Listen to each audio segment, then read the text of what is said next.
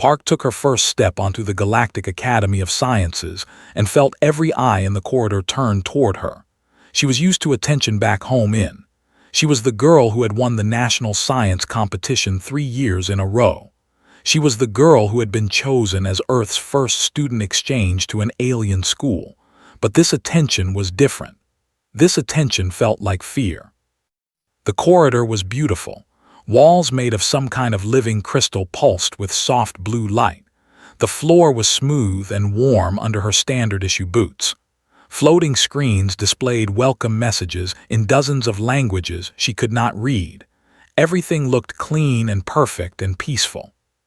The students did not look peaceful. They looked terrified. A group of students pressed themselves against the far wall as walked past. Their bodies were thin and delicate, covered in skin that looked like pale glass. She could see their organs moving inside them, purple and blue shapes that pulsed with each breath. When made eye contact, one of them made a small sound of fear and looked away. She kept walking. The translator chip behind her ear picked up whispers from every direction. "Is that the... Look at her skeleton. You can see how dense it is. She breathes oxygen, pure oxygen. It burns through metal. Stay away from her. They say her kind hunts in packs." Had read the briefing documents before she left Earth. She knew that most species in the galaxy evolved on what they called garden worlds. These were planets with gentle weather, stable temperatures, low gravity, and very few predators. Life on these worlds was easy. Evolution on these worlds was slow and comfortable. Earth was not a garden world. Earth was what the galaxy called a. On Earth, the gravity was strong enough to crush the bones of most alien species. The weather could shift from burning heat to freezing cold in hours. The atmosphere contained oxygen, a gas so reactive that it could start fires and corrode metal. The planet was covered with predators, parasites, diseases, and natural disasters. Earthquakes, tsunamis, hurricanes, volcanoes. Humans had evolved to survive all of it. To the aliens of the galaxy, this made humans something close to monsters. Found her dormitory room on the 4th level of the student housing block. The room was designed for 2 students, with 2 sleeping pods, 2 study desks, and a shared bathroom. Her roommate was already there when she arrived. The roommate was a named Lyra. She was even more delicate looking up close. Her crystalline skin was almost transparent, and her eyes were large and dark, like pools of black water. When she saw enter, she stood up so fast that she knocked over her chair. "You are the human," Lyra said. Her voice came through the translator as a soft whisper. "I am. It is nice to meet you." Lyra did not answer. She was staring at its body with obvious fear. "Your bones, they are so thick. I can see them through your skin at your wrists." Looked down at her own hands. She had never thought of her bones as unusual.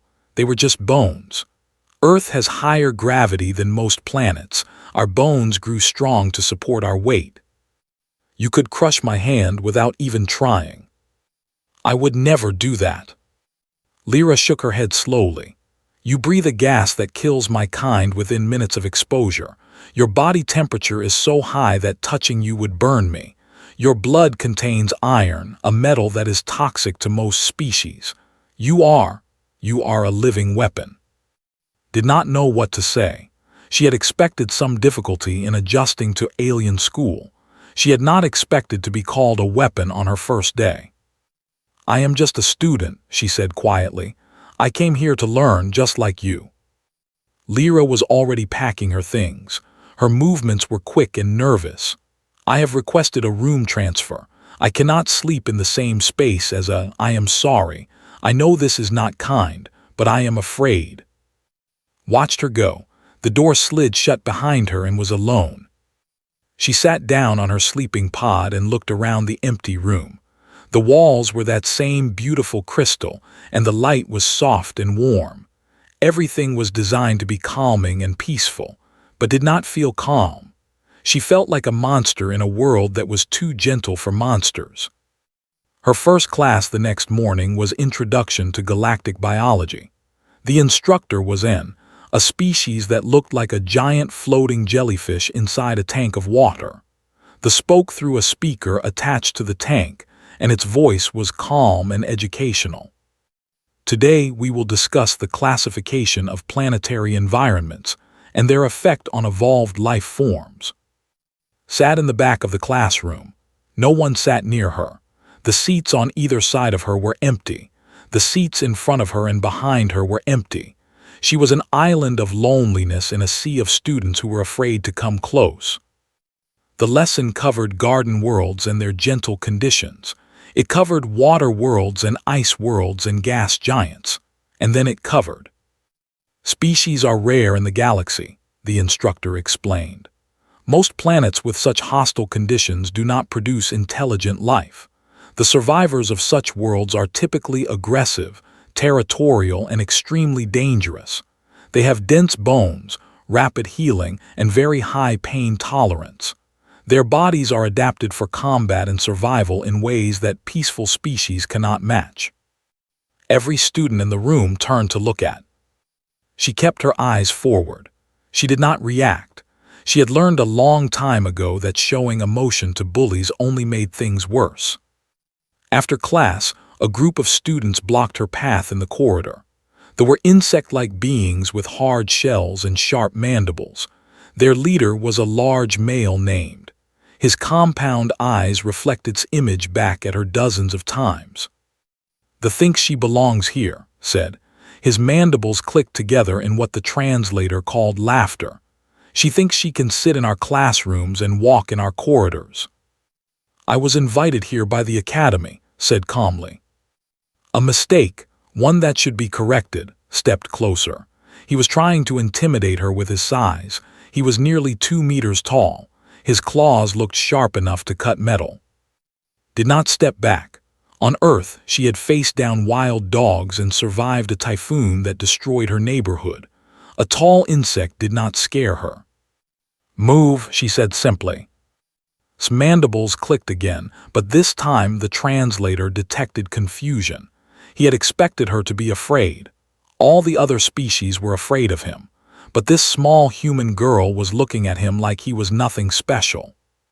After a long moment he stepped aside. "This is not over." Walked past him without another word. She could feel his eyes on her back all the way down the corridor. That night she called her brother on Earth. The connection took several seconds to establish across the vast distance of space, but when his face appeared on her screen, she felt some of the weight lift from her shoulders. "They are afraid of me," she told him. "They think I am a monster." Listened carefully. He was 5 years older than her, a marine biologist who spent his days studying the creatures of Earth's oceans. He understood better than most what it meant to be surrounded by beings that saw you as a threat. "You are not a monster," he said. "You are human, and being human means you will find a way through this. We always do." Nodded, but she was not sure she believed him. The galaxy was very large, and she felt very small. "Show them who you really are," said. "Show them what humans are made of." "And what is that?" "Strength, kindness, the ability to keep going when everything is against us." He smiled at her through the screen. "You are from that does not make you a monster, it makes you a survivor." She ended the call and looked out her window at the stars. Somewhere out there was Earth, a tiny blue dot in the darkness, her home, her. She would make them understand. Somehow, 3 months passed at the Galactic Academy and learned what it meant to be truly alone. She woke up each morning in her empty room. She ate breakfast by herself in the corner of the cafeteria. She walked to class through corridors where students moved away from her like water flowing around a stone. She answered questions correctly and completed her assignments perfectly. None of it mattered. To everyone around her, she was still just the. Her grades were excellent.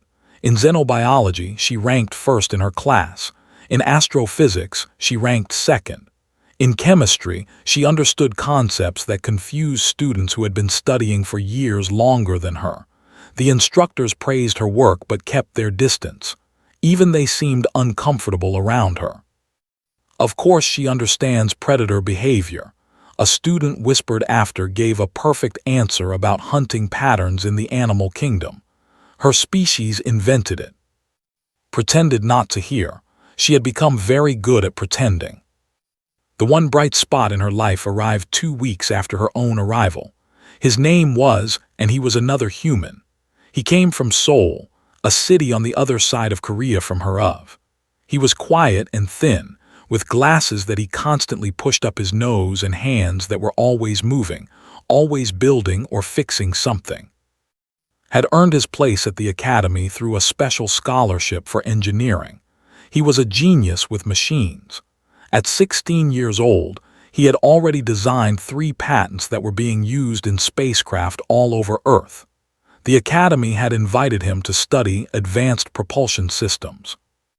He found in the library on his 3rd day at the school. She was sitting alone, as always, reading a textbook about stellar formation. He walked straight up to her table and sat down across from her. "You are Park," he said, "the other human." "I am," she looked at him carefully. "Are you not afraid of me? Everyone else is." Laughed softly. "I am from Earth too. If I was afraid of humans, I would have stayed in my bedroom my whole life." It was a simple joke, but it was the first time had laughed in 3 months. After that they became friends. They ate meals together. They studied together. They walked to class together through corridors where students now moved away from 2 humans instead of 1. Being alone was hard. Being alone together was easier. "I modified my environmental suit again," told her one evening in the library. He was always working on something, always improving his equipment. "I lowered the oxygen output signature. Maybe if they cannot detect how much I am breathing, they will forget that I am a." "You should not have to hide what you are," said. Easy to say. He pushed his glasses up his nose. Hard to live. She could not argue with that. Their conversations often turned to home. They talked about food they missed, longed for his mother's kimchi stew, dreamed about the fish cakes from the street vendors in. They talked about weather. The aliens at the academy had never experienced rain, never felt wind on their faces, never watched lightning crack across a dark sky. They thought such things were deadly disasters. To end, they were just normal parts of life. "I miss storms," admitted one night. "I miss watching the waves crash against the sea wall during typhoon season." "That is probably the most thing you could possibly say," replied. "I miss storms that kill thousands of people every year." She laughed again. It felt good to laugh. One morning, the academy announced a special field trip. All students in the astrophysics program were invited to visit the Stellar Observatory, a massive space station in deep space. The station orbited a binary star system, 2 ancient suns that were slowly dying together. It was a once-in-a-lifetime opportunity to see something that most beings in the galaxy would never witness. Was excited. Astrophysics was her favorite subject. The stars had always fascinated her, ever since she was a little girl looking up at the night sky over. She signed up immediately. On the day of the trip, she boarded the transport shuttle with at her side. The shuttle was large and comfortable, designed to carry 50 students across the vast distance to the observatory. Found a seat near the back and settled in for the journey. And his group of students sat across the aisle from her. The large insect had not forgotten their first meeting. He had spent the last 3 months making small comments whenever he passed her in the corridors. He had never touched her or directly threatened her, but his hostility was constant and obvious. "They should have stayed behind," said loudly as the shuttle lifted off. "What if she panics and kills us all?" "I have never hurt anyone," replied. Her voice was calm. She had learned that staying calm made the bullies more frustrated than any angry response. "Not yet," his mandibles clicked together. "Your kind evolved to kill. It is only a matter of time before your nature takes over." A student named spoke up from a few rows ahead. She was one of the few aliens who had ever shown any kindness, offering a small smile or a polite greeting in the corridors. She has been here 3 months. Maybe your fears are wrong. Turned his compound eyes toward. When the shows her true nature, I will remind you of this moment. Looked away. She did not have the courage to argue further. Said nothing. She was used to this. She looked out the window instead, watching the stars streak past as the shuttle accelerated toward the observatory. The journey took 6 hours. Most students slept or studied during the trip, spent the time thinking about the binary star system they were going to see. 2 stars locked in an eternal dance, slowly consuming each other over billions of years. It was beautiful and tragic at the same time. When the stellar observatory finally came into view, pressed her face against the window like a child. The station was enormous, a ring of metal and crystal that circled the 2 dying suns. Light from the stars painted everything in shades of red and orange. It was the most beautiful thing she had ever seen. Incredible, whispered beside her. Yes, could not find better words. The shuttle docked, and the students filed out into the station. The interior was just as impressive as the exterior. Observation domes made of transparent crystal allowed visitors to look directly at the binary stars. Displays and exhibits explained the science behind stellar evolution. Everything was designed to inspire wonder and curiosity. For a few hours, she forgot about the stares and the whispers and the fear.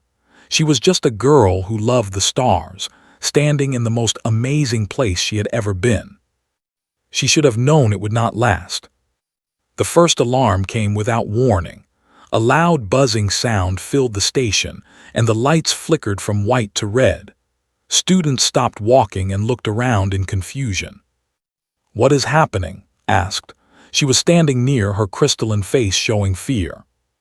Before could answer, the floor disappeared beneath her feet. Not literally, the floor was still there, but the gravity that held her to it was gone. One moment she was standing, the next moment she was floating. All around her, students began to scream. Their bodies rose into the air, spinning and tumbling without control, crashed into walls, their delicate skin cracking on impact, flailed their many legs uselessly, unable to find anything solid to grip. Even the proud bully who had tormented her for months was spinning helplessly through the air, his mandibles clicking in pure terror. The station AI spoke in a calm voice that seemed completely wrong for the situation. Gravity generator failure, backup systems offline, station structural integrity declining. All personnel proceed to emergency evacuation points. But no one could proceed anywhere. These species had never experienced zero gravity. Their peaceful worlds had never required them to adapt to sudden changes. They had no idea what to do. Grabbed a handrail and stopped her own spin. Her body knew how to move in strange conditions. Earth had taught her that. She looked around at the chaos, at the dozens of students floating helplessly, at the red emergency lights flashing everywhere. Was nearby, also holding steady. He met her eyes across the chaos. "What do we do?" he asked.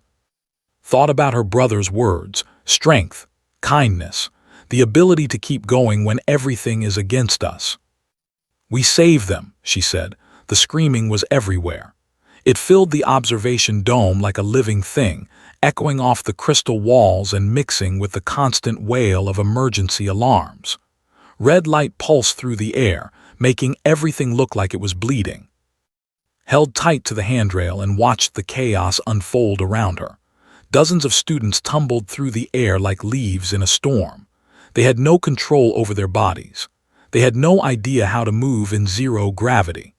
Every time they tried to swim or kick or push, they only made things worse, spinning faster and faster until they crashed into walls or each other. A student hit the crystal dome with a sickening crack. Her delicate skin split along her arm, and purple blood floated away from the wound in tiny spheres. She screamed in pain and confusion, unable to understand why the liquid was not falling to the floor. Near the entrance, 3 students had tangled together in a mass of legs and shells. They were clicking and hissing at each other, each one trying to climb over the others to reach something solid. But there was nothing solid within reach. Every movement just sent them tumbling further away. The station AI continued its calm announcements. All personnel proceed to emergency evacuation points. Repeat, all personnel proceed to emergency evacuation points. No one could proceed anywhere. That was the problem. Took a deep breath. The air was still good. Whatever had broken the gravity generators had not damaged the life support systems yet. That was something. She had time. Not much time, but some. She looked at. He was holding onto a console panel a few meters away, his feet floating behind him but his hands steady. Unlike the aliens around them, he had found his balance almost immediately. His body knew how to adapt. "Can you reach the engineering systems?" she asked him. Her voice was calm. She did not feel calm inside, but showing fear would not help anyone. "Maybe," was already studying the console in front of him. "This is a navigation terminal, but I might be able to access the main systems from here. What are you going to do?" Looked around at the floating students. Some of them were injured. All of them were terrified.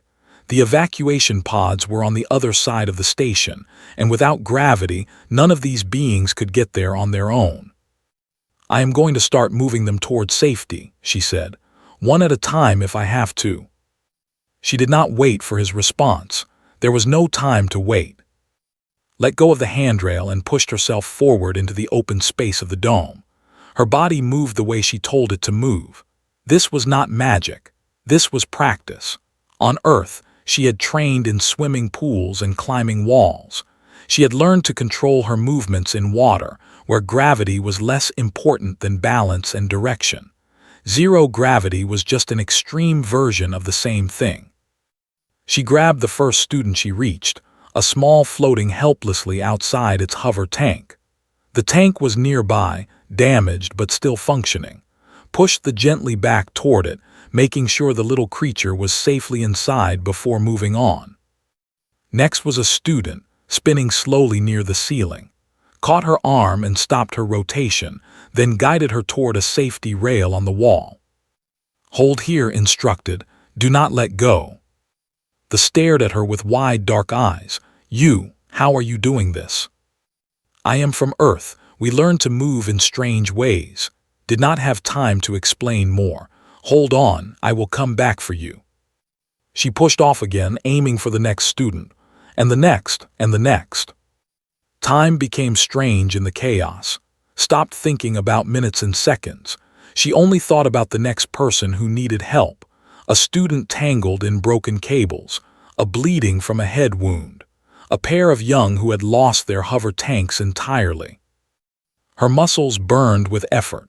Moving in zero gravity required constant work.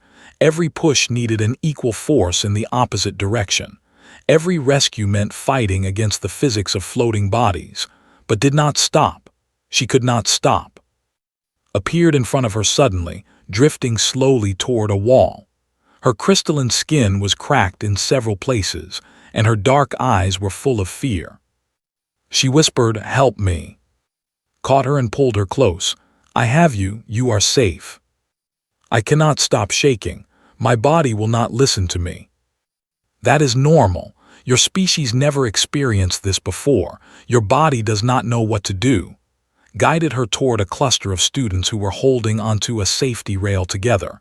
"Stay with them. Hold tight. We will get everyone out of here." Grabbed the rail with trembling hands. She looked at with an expression that had never seen from an alien before. It was not fear. It was something else. Something like respect. "You are so calm," said. "How can you be so calm?" Thought about the question. She thought about the typhoons she had survived as a child. She thought about the earthquake that had destroyed her school when she was 12 years old. She thought about all the times she had faced death and survived because giving up was not an option. "This is not new to me," she said honestly. "Chaos is what my species trains for. We do not know how to quit." She pushed off again before could respond. Across the dome she saw The large was clinging to a piece of broken equipment, his 6 legs wrapped around it desperately. His compound eyes tracked her as she moved through the chaos, rescuing student after student. When their eyes met, she saw something she had never expected to see in his face. Terror, pure, helpless terror. He was the bully who had tormented her for months. He was the one who had called her a monster, a weapon, a danger to everyone around her. And now he was floating helplessly while the small human girl saved his classmates one by one. Did not feel satisfied by his fear. She did not feel revenge or justice or anything like that. She only felt sad. All his pride and all his cruelty had meant nothing. When real danger came, he was just as helpless as everyone else. She rescued 2 more students, then made her way too. He watched her approach with those compound eyes, his mandibles frozen in silence. "Give me your hand," she said. He did not move.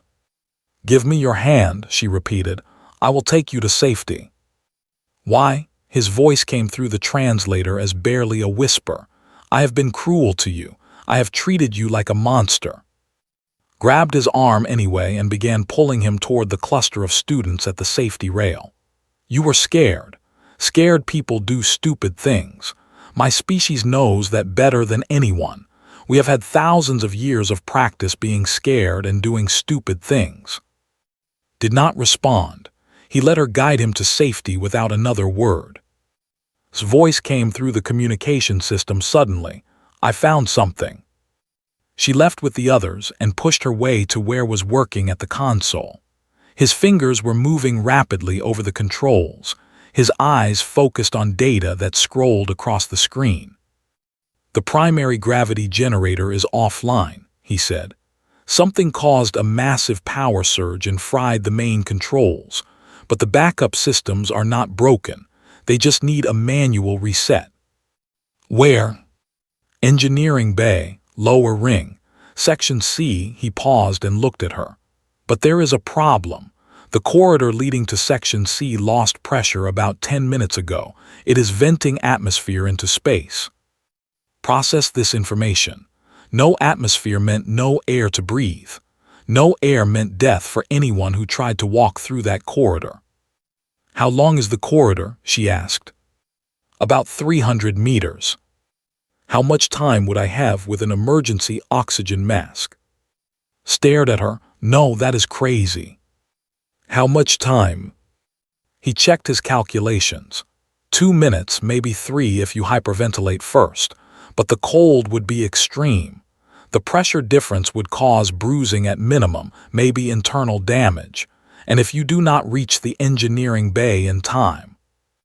"I would die," nodded. "I understand the risks." "Then you understand why you cannot do this." She looked back at the cluster of students clinging to the safety rail. Dozens of beings who had feared her, avoided her, called her a monster. Dozens of beings who would die if someone did not fix the gravity generators before the station fell apart. "Humans evolved on a planet that tried to kill us every day," said quietly. "We did not survive by playing it safe. We survived by doing impossible things when there was no other choice." She grabbed an emergency kit from a nearby panel and began gathering supplies. Oxygen mask, thermal blanket, toolkit. "Guide me through the repair process," she told. "I will handle the rest." He opened his mouth to argue, then closed it again. He had known her for 3 months. He knew she would not change her mind. "Be careful," he said finally.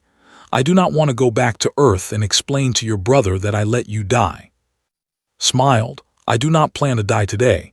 Today is not convenient for me." She pushed herself toward the exit, toward the corridor that led to Section C, toward the vacuum of space that waited to kill her. Behind her she heard his voice calling out, "Good luck." For the first time, the word did not sound like an insult.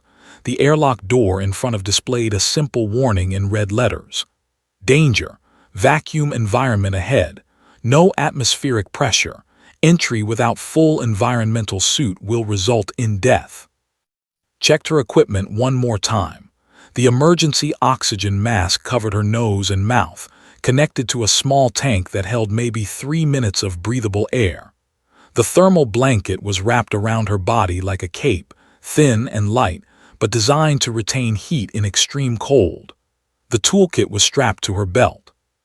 It was not much, it was not nearly enough, but it was all she had.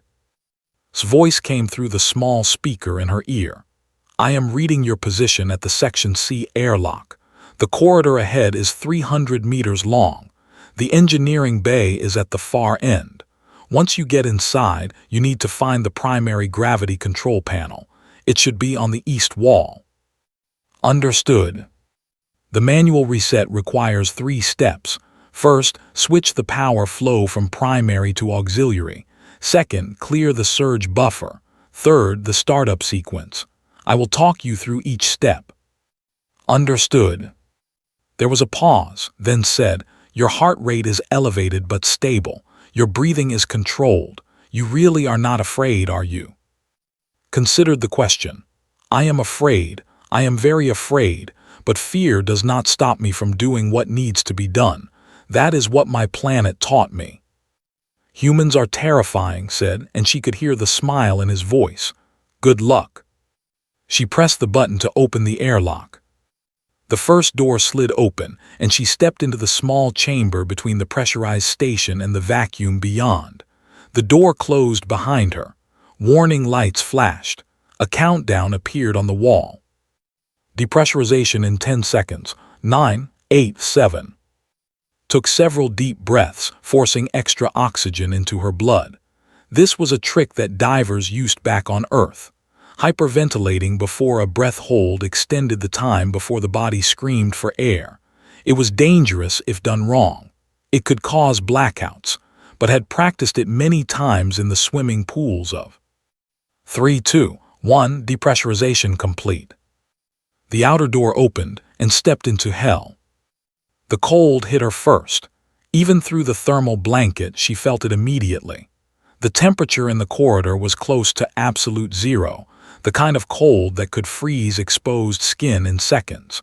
Her eyes watered instantly, and she had to blink rapidly to keep her vision clear. The pressure difference came next. She felt it in her ears, in her chest, in every part of her body. The air inside her was trying to escape. Her lungs ached. Her blood vessels strained against her skin. Any alien from a garden world would have died within 10 seconds. Their bodies were not designed for this. Their evolution had never prepared them for environments where the very air tried to kill them. But was from Earth. Her body was built different. She pushed forward, using the walls to propel herself through the zero-gravity corridor. Every meter was a battle. The cold tried to slow her muscles. The lack of pressure tried to steal her breath. Her body burned through oxygen faster than normal, fighting to keep her alive. 100 meters. She could see the emergency lights flashing ahead. Her fingers were going numb. The thermal blanket helped, but it was not designed for prolonged exposure to vacuum. She could feel the cold creeping up her arms, slowing her reactions. 200 meters. The engineering bay door was visible now, a solid rectangle in the distance. Her lungs were burning. The oxygen mask was doing its job, but 3 minutes was not much time. She had already used more than half of it. The edge of her vision was starting to go dark. On Earth, she had once held her breath for 4 minutes and 30 seconds in a swimming pool. Her coach had been impressed. Her mother had been terrified. But that practice was paying off now. Her body knew how to function with limited oxygen. It knew how to slow down everything that was not essential and focus all resources on survival. 250 meters, almost there. Her legs were not working properly anymore. The cold had reached her core, but she kept moving, pulling herself hand over hand along the corridor walls. Every grip was weaker than the last. Every pull covered less distance. 270 meters. 280. 290. The engineering bay door loomed in front of her. Her hand reached for the emergency release. Her fingers were so cold she could barely feel them. She pushed the button. Nothing happened. Panic tried to rise in her chest. She pushed it down. Panic used oxygen. Panic killed people. She could not afford to panic. She pushed the button again, and again, and again. On the fifth try, the door slid open, fell through the opening and hit the floor of the engineering bay hard. The gravity here was still working at a reduced level, maybe 10% of normal, just enough to pull her down, just enough to tell her body which way was up and which way was down. The door closed behind her, air hissed into the room, pressure returned, warmth began to seep back into her frozen limbs. She lay on the floor for 5 seconds just breathing. Her whole body was shaking. Her fingers were purple with cold. There would be bruises everywhere tomorrow if she lived until tomorrow. His voice crackled in her ear.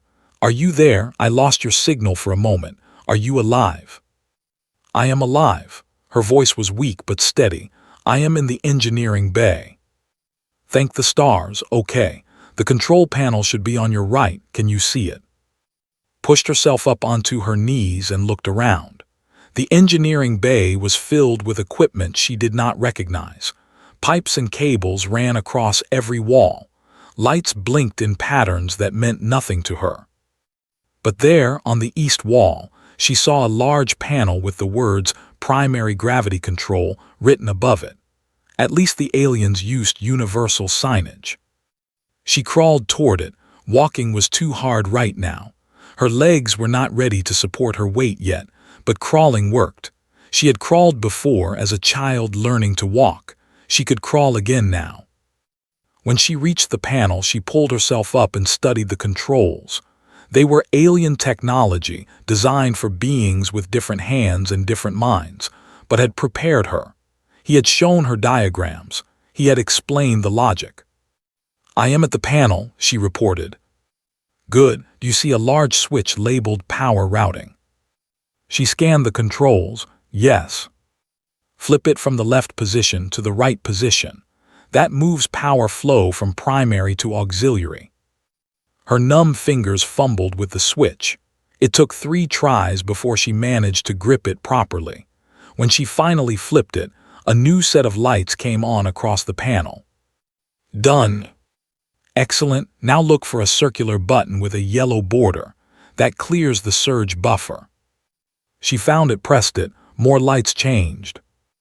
"Done." Final step. There should be a sequence of 3 smaller buttons arranged in a triangle. You need to press them in order, top, left, right. That's the startup sequence. Found the buttons. Her fingers were starting to regain feeling now, and with feeling came pain. The cold had done damage. She would need medical attention when this was over. But that was later. Right now she had a job to finish. She pressed the top button, then the left button, then the right button. For a long moment nothing happened. The lights blinked, the machines hummed, held her breath. Then a deep vibration ran through the floor. A low rumble filled the air, and slowly, gently, felt her body settle more firmly against the ground. Gravity was returning. Through the walls she heard sounds of relief. Students who had been floating helplessly were now drifting down to the floor.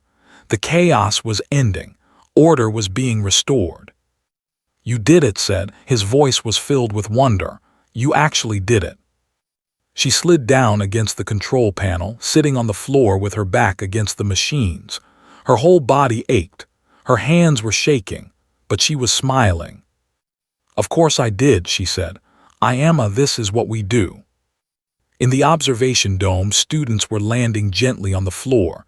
Some were injured, some were crying, but all of them were alive, helped each other stand, untangled their limbs, returned to their hover tanks.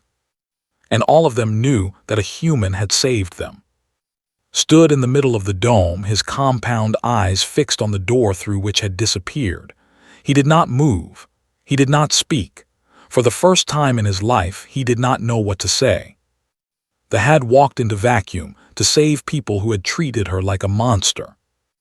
Everything he thought he knew about humans was wrong. Woke up in the medical bay 3 days later. The room was white and quiet. Soft lights glowed from the ceiling. Machines hummed gently beside her bed, monitoring her vital signs in languages she could not read. Her hands were wrapped in healing bandages, and her whole body felt like it had been filled with sand and then shaken vigorously. But she was alive. A medical officer noticed her eyes opening and hurried to her bedside. Unlike most had met, this one did not flinch away from her. Instead, she leaned closer, studying his face with genuine concern. "You are awake," the doctor said. "How do you feel?" "Like I walked through a vacuum," replied. The doctor made a strange sound that the translator interpreted as laughter. "You did walk through a vacuum, 300 meters of it. According to every medical textbook in the galaxy, you should be dead. Humans are stubborn about dying. So I am learning." The doctor checked her machines and made notes on a floating screen. "Your frostbite is healing well. Your lung tissue is regenerating. Your blood pressure has stabilized. You should make a full recovery within 2 weeks." "Thank you." The doctor paused and looked at her with those large, dark eyes. "I should thank you. My daughter was on that station. She is one of the students you rescued. She told me what you did." Remembered, the kind who had spoken up for her when was bullying her. The one who had called out good luck, as headed towards certain death. "Is she okay?" asked. "She is fine, minor injuries. She will recover completely." The doctor placed a gentle hand on his arm.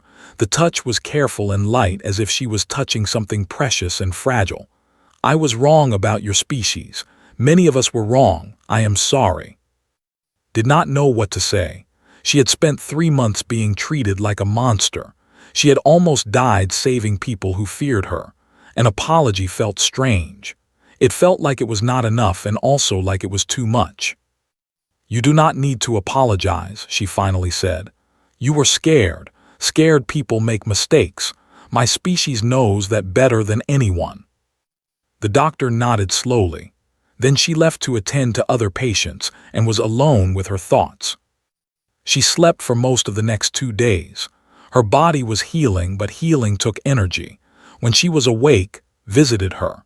He brought her food from the cafeteria and told her stories about what was happening outside. "The whole academy is talking about you," he said. "They are calling you the hero of the observatory. There is going to be a ceremony when you recover. The Galactic Council is giving you a medal." "I do not want a medal." "Too bad. You are getting one anyway," smiled at her. "You should have seen their faces when the gravity came back on. Were hugging, were splashing in their tanks. Everyone was crying and laughing at the same time." "And?" Smile faded slightly. "He has been quiet. I think you broke something in him, not in a bad way, just. He does not know how to understand what happened. You saved his life after he spent 3 months being cruel to you. That kind of thing changes a person." Thought about this. She did not feel heroic. She had not saved those students to prove anything or to change anyone's mind. She had saved them because they needed saving and she was able to do it. That was all. On the 5th day, she was allowed to leave the medical bay. Her hands were still bandaged, and she moved slowly, but the doctors agreed that rest in her own room would be just as effective as rest in the hospital. When she stepped out of the medical bay, she found a crowd waiting for her. Not a threatening crowd, not a fearful crowd, a crowd of students who looked at her with wonder and gratitude and something like shame. Was at the front. The young stepped forward and bowed deeply in the human style that had taught her during one of their brief, friendly encounters. "Thank you," said. "You saved my life. You saved all of our lives. I am honored to know you, Park." Behind her, others bowed, lowered their heads in their own gesture of respect, even flashed colors in their tanks that the translator identified as deep gratitude. And then stepped forward. The large moved slowly, his compound eyes fixed on his face. He stopped a meter away from her and stood in silence for a long moment. When he finally spoke, his voice was different than she had ever heard it. Smaller, humbler. "I owe you my life," he said. "I treated you as a monster. I told everyone you were dangerous. I was wrong." "You were not entirely wrong," replied. "My species has done terrible things. We have wars and violence and cruelty in our history. We can be dangerous. We can be monsters." His mandibles twitched. "Then why did you save me? Why did you save any of us?" Thought about the question carefully. It was a question she had asked herself many times over the past few days. "Because being able to be dangerous is not the same as being dangerous," she said finally. "Humans evolved on a world that tried to kill us every day. We developed strong bodies and quick reflexes and aggressive survival instincts. But we also developed something else. We developed the ability to choose." She paused, finding the right words. "We can choose to use our strength to hurt others or to protect them. We can choose to be monsters or to be heroes. Our planet gave us the tools for both, but the choice is ours." Was silent for a long time. Then slowly, he extended one of his clawed hands toward her. "I would like to start again," he said.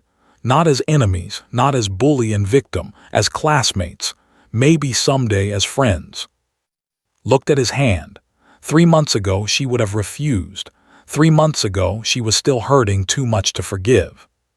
But she was and did not hold on to pain. They let it go and kept moving forward. She took his hand and shook it gently. "I would like that." The crowd made sounds of approval. More students came forward to introduce themselves, to apologize, to thank her. For the first time since she arrived at the academy, felt like she belonged. That night she called her brother. His face appeared on her screen, and she saw his eyes widen when he noticed her bandages. "What happened? Are you hurt?" "I am fine. I will explain everything later," she smiled at him. "You were right, brother. I showed them who we are." "And who is that?" Thought about the question. She thought about the chaos and the fear and the impossible journey through vacuum. She thought about the students she had saved and the friendships she was starting to build. She thought about everything it meant to be human in a galaxy that did not understand humans.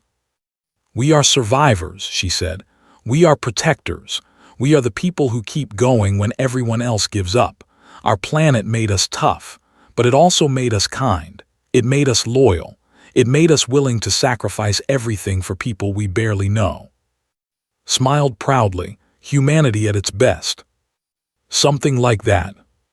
After the call ended, walked to the window of her room. The stars stretched out before her, infinite and beautiful. Somewhere out there was Earth, her home. And somewhere out there were other species who still feared humans, still saw them as monsters. But that was okay. Fear could be overcome. Minds could be changed. All it took was someone willing to show the truth. Pressed her bandaged hand against the cold glass and made a silent promise. She would spend her life building bridges between worlds. She would show the galaxy that we're not monsters to be feared, but allies to be trusted. She would change minds, one person at a time. Because that was what humans did. They faced the impossible and kept going. They walked through darkness and brought light with them. They took the universe's worst and turned it into something better. Humanity, the species that refused to give up. The galaxy was not ready for them, but it was going to meet them anyway. And maybe, just maybe, it would be better for the encounter. Outside the window, the stars continued to burn, ancient light from ancient suns, crossing vast distances to reach her eyes. Each star was a possible destination. Each star was a new beginning. Smiled and went to sleep, dreaming of the future she would help create.